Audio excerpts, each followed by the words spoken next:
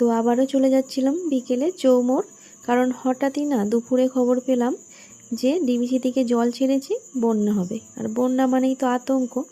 যেহেতু সকালে বাজার করে নিয়ে আসা হয়েছিল, সবজি বাজার, তো এখন আনতে গিয়েছিলাম চিকেন একটু। তো চিকেনটা নেওয়া হয়ে গিয়েছিল।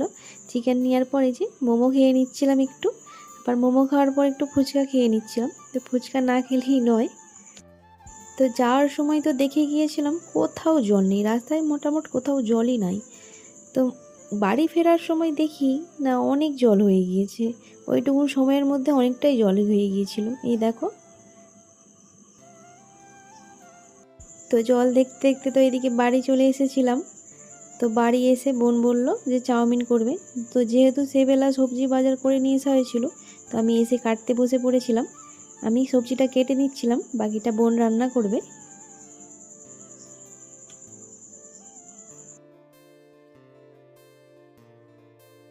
তো এইদিকে দেখো আমার সবজিটাও কাটা হয়ে গিয়েছিল।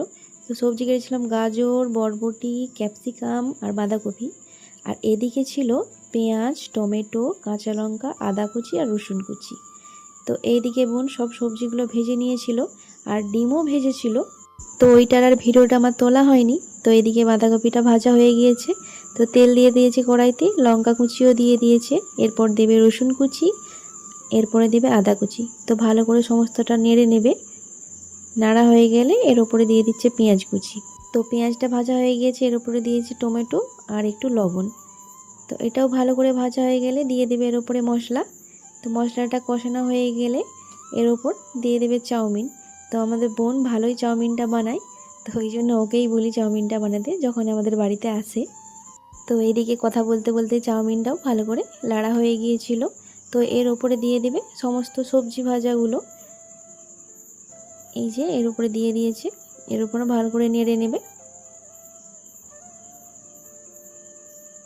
আর এই যে পাশ থেকে সাউন্ডগুলো আসছে, তোমরা একটু স্কিপ করে নেবে প্লিজ।